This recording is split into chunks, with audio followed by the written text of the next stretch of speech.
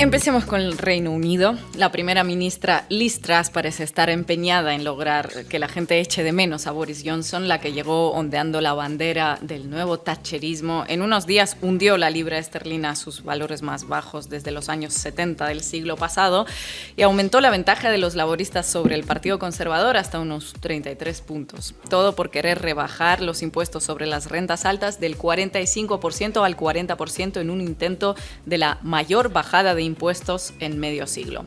Finalmente no se concretó porque hasta los mercados quedaron convulsionados ante las dudas sobre la capacidad del país de asumir la deuda pública.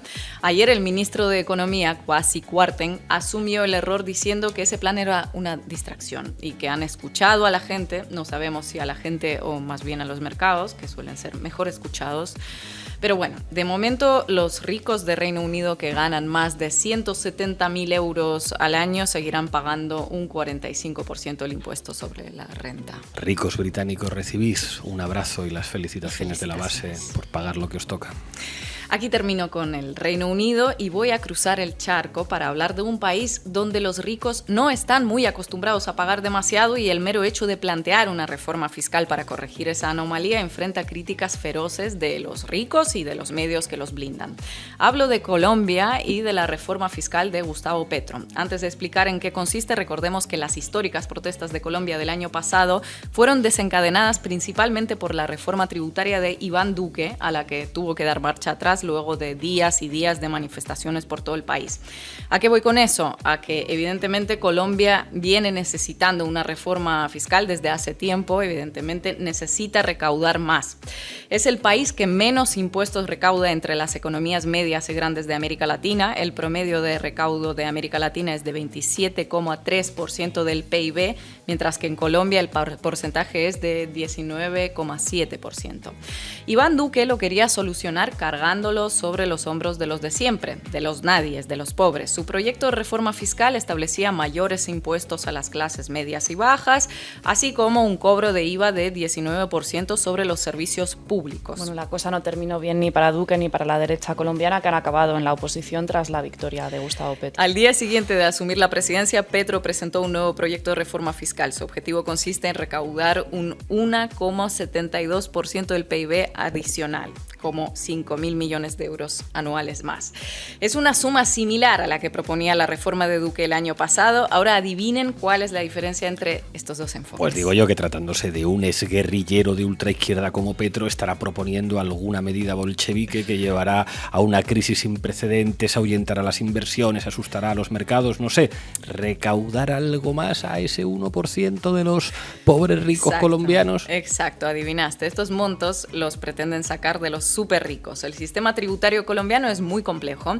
Lo que está sujeto a impuestos son los salarios y muchos de los súper ricos los tienen bien modestos. Los súper ricos son súper listos también, así que en ocasiones llegaban a tributar menos que un asalariado de clase media. Ahora van a tener que pagar impuestos no salariales sobre la renta, sobre el patrimonio, sobre los dividendos, donaciones que reciben, etcétera, etcétera. El monto que tendrán que contribuir depende del tamaño del patrimonio. La iniciativa, según sostiene el ministro de Economía, apunta a unas 34.000 personas que no contribuyan lo suficiente. El impuesto salarial también aumentará en un 2% para los que perciben más de 2.400 euros al mes. El aumento del recaudo no solo vendrá de nuevos impuestos, sino también de la eliminación de las exenciones que usan miles de colombianos, sobre todo los más ricos, estos 34.000 personas, para evadir el pago de impuestos. Se eliminarán los 3 días sin IVA establecidos por Duque y se aplicará IVA a productos importados. La reforma se basa en 3 pilares: equidad, eficiencia y progresividad, y su objetivo es reducir la pobreza extrema y la desigualdad. Lo que se recaude será asignado a políticas públicas, a la educación y a la lucha contra el hambre principalmente. El hambre no es un problema menor para Colombia. Según el Instituto Nacional de Salud, en el primer semestre del 2022, un menor de 5 años estaba siendo diagnosticado con desnutrición aguda cada media hora.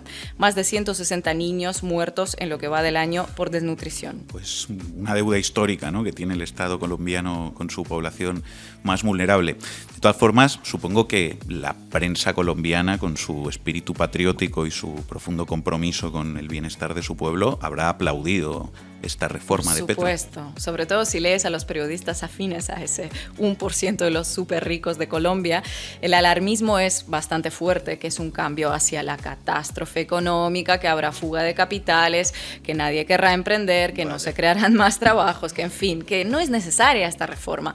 Los sectores cercanos a Álvaro Uribe convocaron estos días una serie de marchas en contra de la reforma que nos dejaron imágenes entrañables.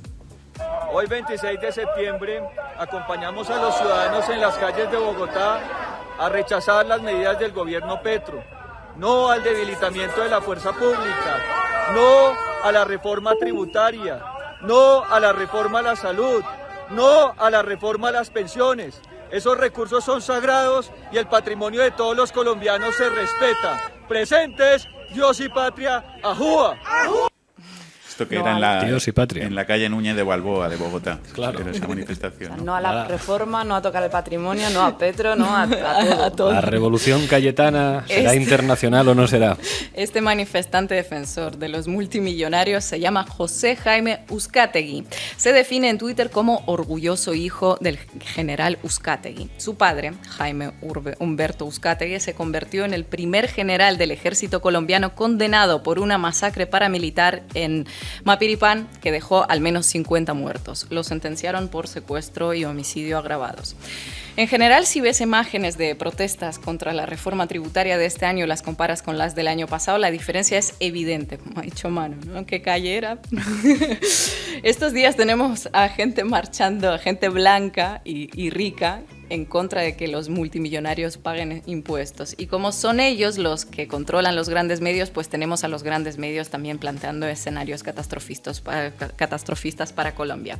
Hace unos días se ha hecho viral un trozo de una entrevista que dio Gustavo Petro a Caracol TV, en la que tuvo que explicarles a los periodistas en qué consistía la reforma exactamente, porque de las preguntas quedaba evidente que no estaban al tanto a quién afectaba y por qué. Vamos a escucharla. A ver. Presidente, resultados, en la economía. Y usted empezó hablando, me pareció interesante, Luis Eduardo, esa frase. Él dice, una cosa es lo que uno quiere y otra la que toca por el tema, la realidad. La restricción presupuestal. Ahí entra en esa ecuación el tema de la reforma tributaria, que ha recibido toda clase de críticas y genera una cantidad de preguntas. Ustedes, con su ministro de Hacienda, pues han explicado que necesitan la plata, pero hay mucha incertidumbre, presidente, en el sector privado. Dices, mire, si se pretende mover la economía, ¿cómo se espantan los que están creando empleo y haciendo mover la economía? Hay una encuesta esa tesis muy difícil sobre el tema. Esa tesis es una ideología. ¿Quiénes producen el empleo en Colombia? La mitad del empleo se produce por la misma gente.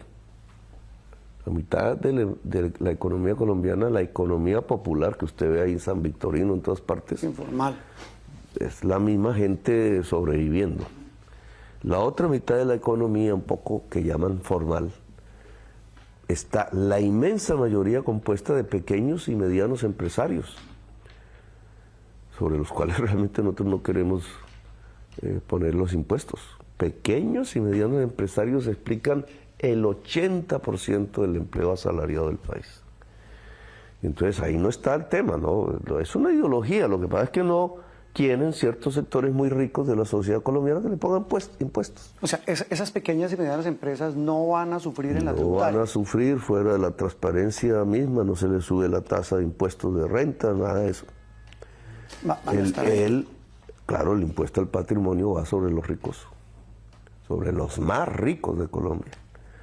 Acabo de leer ahí en España que se va a plantear el impuesto a las grandes fortunas, es lo mismo. En Estados Unidos es lo mismo. Es los más ricos que han amasado unas fortunas inmensas, aquí ni se hable de eso, que ya ni se la gastan ni los bisnietos. Si quisieran gastarse una fortuna diaria, ni los bisnietos se las gastan. Entonces, ¿por qué no un impuesto ahí para arreglar problemas de la gente que es más débil, más pobre? Eso es lo que queremos hacer en Colombia. Entonces, como nunca se había hecho una reforma tributaria en función de que los que más tienen más paguen, que es lo que ordena la Constitución, sino que siempre, no, el IVA a la yuca, el IVA a la leche, el IVA a la comida, el IVA al aceite. Es decir, que los que comen, que somos todos, paguen, Entre esos más duramente el que menos plata tiene. Como esa era la costumbre en contra de la Constitución, entonces ahora sí, no, qué reforma tributaria tan mala, hay que hacer una marcha. No, señores, los más ricos tienen que pagar más impuestos, porque hay que lograr llevarle la comida al niño pobre y a la niña pobre. Esa es la paz. Pero esa reforma tributaria produce miedo. Uno escucha a la gente en la calle, algunos dicen, esperemos a ver qué pasa en el primer año del gobierno Petro. Otros dicen, no voy a invertir. Otros dicen, me llevo la plata para afuera. Eso Pero ¿a dónde se la van a...? Eso de llevarse la plata para afuera, ¿a dónde la vayan a llevar? Aquí a Nueva York. Aquí en Nueva York se paga 2 veces más impuestos que en Bogotá. ¿A dónde se la van a llevar? A Miami. Miami está entrando en una crisis económica profunda.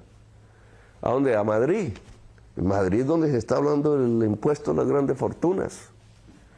¿A dónde se la llevan? A Surinam.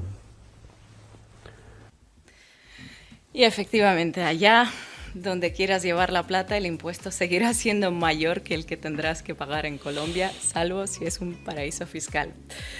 Sigue Petro en esta entrevista dando clase al periodista explicando que en el mundo actualmente hay miles de millones de personas pasando hambre y en esta crisis que estamos viviendo, Colombia no es el único país que se plantea aplicar impuestos a las grandes fortunas. Y mientras hijos de paramilitares condenados marchan en contra de esa reforma y los grandes medios les siguen la corriente, algunos de los multimillonarios colombianos sí apoyaron el proyecto. 2 personas exactamente de las 34.000 que según el ministro de Economía tiene Colombia. ¿Y quiénes son esos 2 excéntricos? Bueno, una de esas 2 personas es Jaime Gilinski, el tercer hombre más rico del país, cuyo hijo es dueño de la revista Semana. En una entrevista a El País dijo que una reforma fiscal era necesaria para Colombia, alucinante. Otro, el banquero David Vélez, el segundo súper rico del país, dijo una cosa tan revolucionaria como que el que gana más tiene que pagar más. 2 chiflados que salen en medios como eso, como chiflados. O sea, aquí un nuevo capricho que tienen esos ricos, apoyar la iniciativa de pagar más y disminuir la desigualdad. Ojalá hubiera más ricos chiflados. Gracias, compañera.